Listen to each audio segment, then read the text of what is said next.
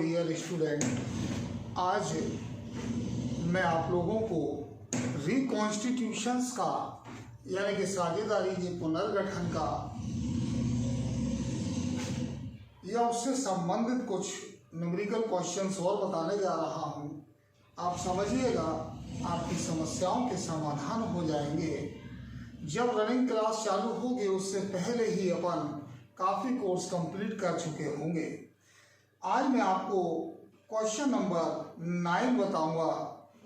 देखिए इस सब में क्या लिखा है, थोड़ा ध्यान से समझिएगा। ABCR partner sharing profit and losses in the ratio 5:1। ABC साझेदार हैं, 5:4:1 के अनुपात में लाभ और हानि बांटते हैं। 1 अप्रैल 2017 they decide their profit sharing ratio 9:6:5, यानी नया रेशियो 9:6:5 दिया है और गुडविल दी हुई है 3 ईयर की। तो ये सब तो आप कर सकते हैं, इसमें ऐसा कुछ भी नहीं है। Old ratio minus new ratio, sacrificing ratio, gaining ratio निकल आएगा। गुडविल निकालना है तो 3 साल के प्रॉफिट को आप जोड़िएगा, 3 का डिवाइड कीजिएगा, 2 का मल्टीप्लाई कीजिएगा, आपकी गुडविल कंप्यूटेड होके आ जाएगी। और उस गुडविल को सैक्रिफाइसिंग गेनिंग रेशियो में यदि आप बांटेंगे तो आपका आंसर आ जाएगा। तो ये बहुत सिंपल और नॉर्मल सवाल है जो कल मैंने आपको लाइव क्लास के जरिए समझा दिया था। क्वेश्चन नंबर 10 देखिए। ABCR partner sharing profit and losses 3:3:2, 3/6, 3/8, 3/8, 2/8। They decide to share profit equally, वह भविष्य में बराबर बराबर लाभ हानि बांटते हैं। ऑन डेट डे, उस दिन प्रॉफिट एंड लॉस दिया हुआ है, credit balance 24,000। Instead of closing the profit and loss account, it was decided to record the adjusting entry, यानी adjusting entry बनाने को कहा गया है। ओल्ड रेशियो है, न्यू रेशियो है, तब हमें कोई विशेष काम नहीं है। सबसे पहले अपने कॉन्सेप्ट के मुताबिक जैसा कि हम सम बनाते हैं वही सिस्टम हमको फॉलो करना है। सबसे पहले हम सम में लिखेंगे ओल्ड रेशियो। देखिए मैं आपको बनाकर बताता हूँ। ओल्ड रेशियो पुराना अनुपात। सम में आप देखें इनके नाम दिए हुए हैं A, B और C।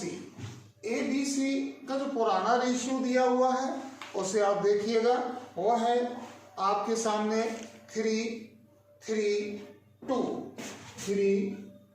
3 और 2 यानी 3/8, 3/8 एंड 2/8। हम देखें न्यू रेशियो तो वह भी आपको समझ में आ जाएगा।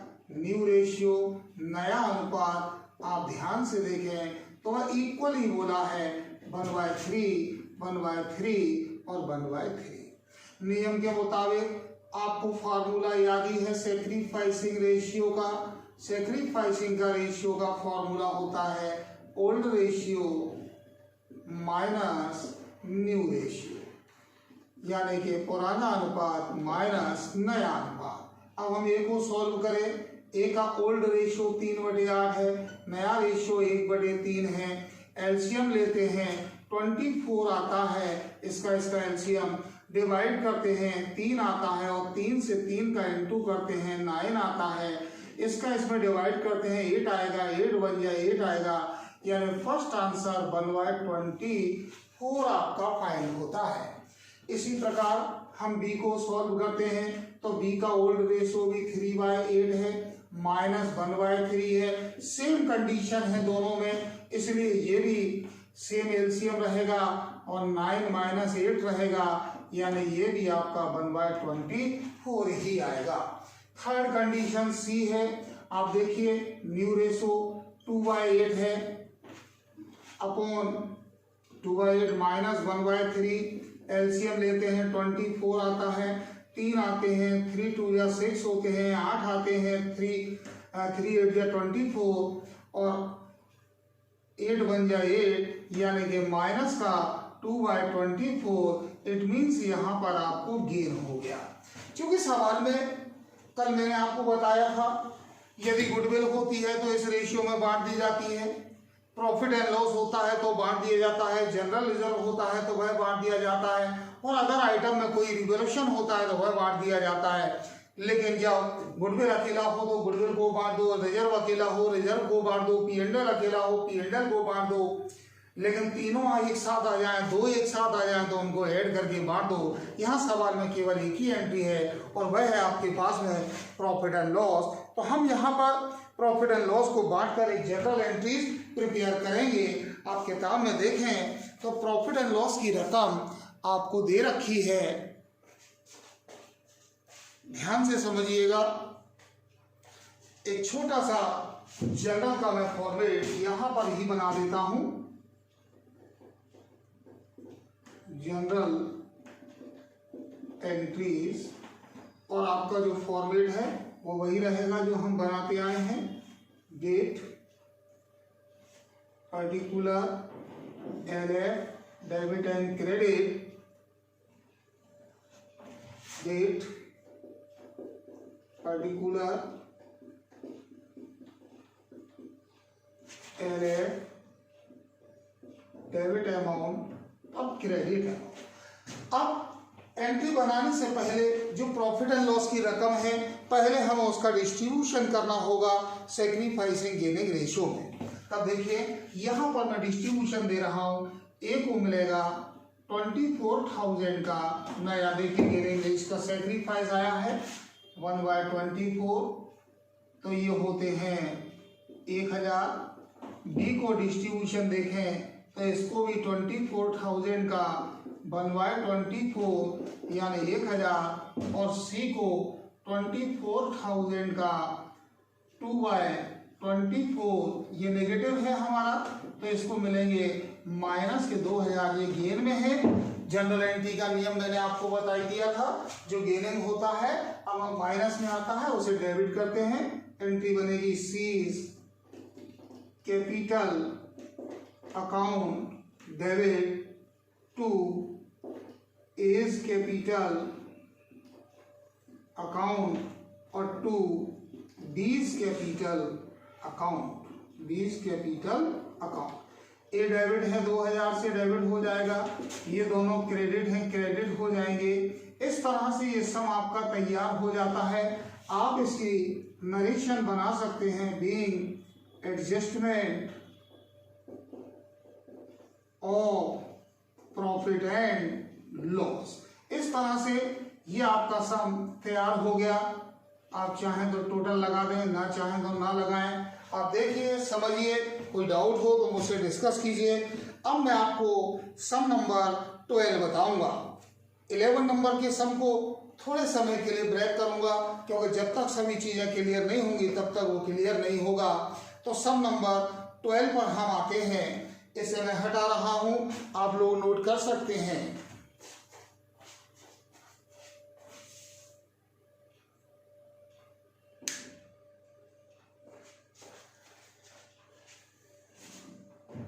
क्वेश्चन नंबर 12 बहुत अच्छा सम है।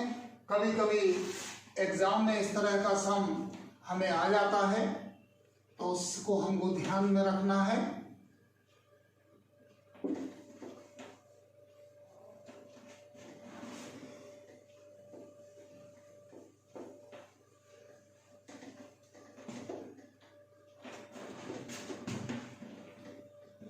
चलिए सबसे पहले सम में खास बात क्या है वो देखिए।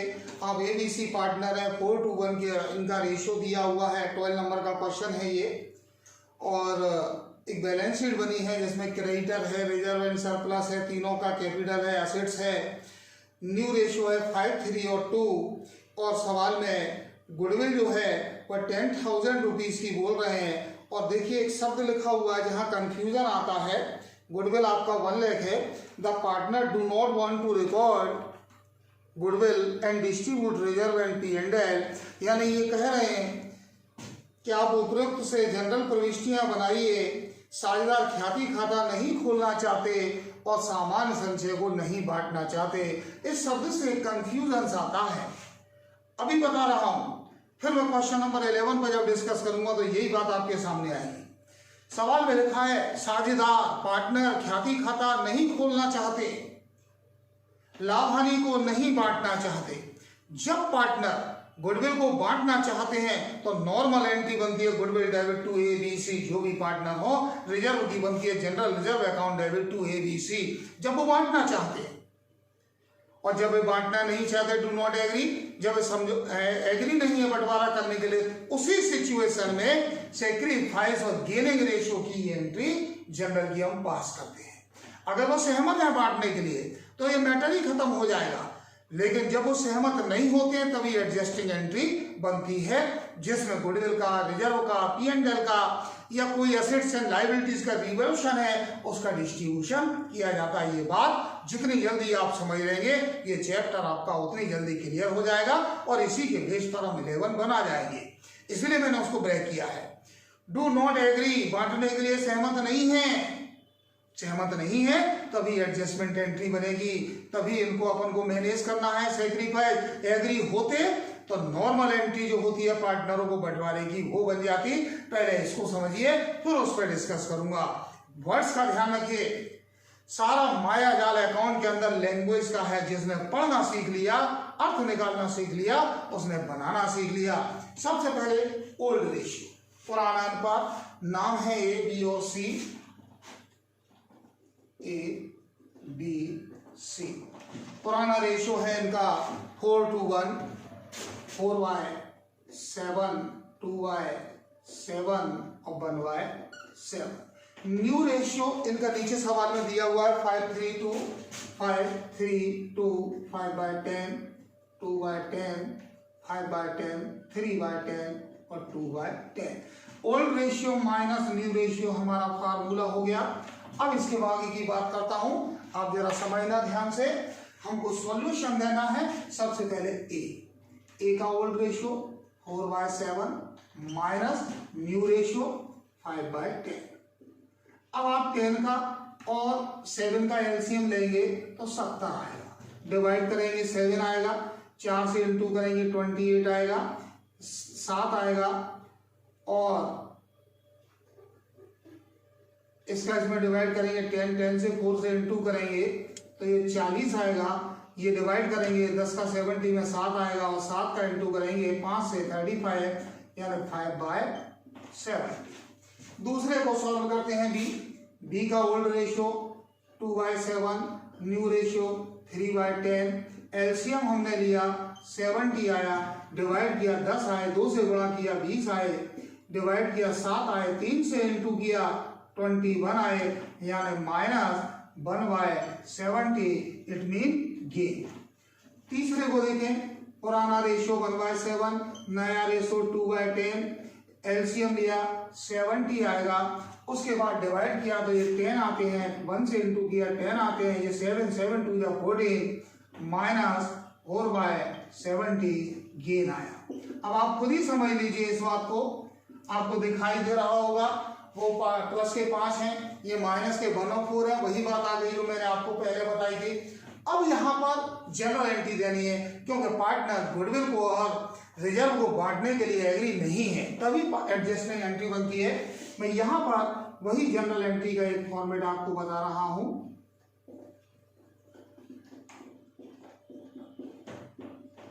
देखिए फॉर्मेट हमारा जनरल एंट्री का आप जानते ही हैं क्या रहता है। डेट पर्टिकुलर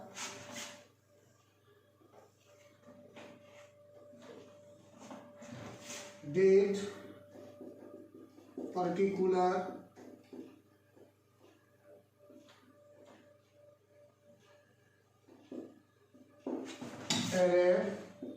अमाउंट डेबिट और अमाउंट आपका क्रेडिट। सबसे पहले डिस्ट्रीब्यूशन की बात करें, जैसा मैंने आपसे कहा था अगर गुडविल अकेला है तो अकेला बांट दो, रिजर्व अकेला है रिजर्व अकेला बांट दो, P&L अकेला है अकेला बांट दो। यदि अगर किसी सम में गुडविल भी आ गया, रिजर्व भी आ गया, P&L भी आ गया, तीनों को ऐड करके बांट दो। 2 आ गए, दोनों को ऐड करके बांट दो। लेकिन एक बात याद रखना, P&L में गड़बड़ हो सकता है। P&L के 2 प्रकार के बैलेंस हो सकते हैं, डेबिट बैलेंस और क्रेडिट बैलेंस। अगर मान लीजिए क्रेडिट बैलेंस है, कोई दिक्कत नहीं है, गुडविल में रिजर्व प्लस करके बांट देना। लेकिन यदि अगर वो क्रेडिट बैलेंस की जगह P&L का डेबिट बैलेंस आ गया मींस लॉस, तो गुडविल और रिजर्व को जोड़ करके P&L को घटा करके जो वैल्यू आएगी उसको मैनेज करेंगे। अब मैं आपको इसका वर्किंग बता रहा हूँ घटने वाली रकम में। आप देखिए, आपको एडजस्टमेंट के अंदर गुडविल दी हुई है। अब यहाँ पर ध्यान दें, तो एडजस्टमेंट में गुडविल 1 लाख है, ये गुडविल आ गया 1 लाख। इसके अंदर सवाल में रिजर्व भी है, तो हम यहाँ कर देते हैं प्लस जनरल रिजर्व। आप देखिए बैलेंस शीट के अंदर जनरल रिजर्व दिया हुआ है, वो है आपका 1,80,000, 1,80,000।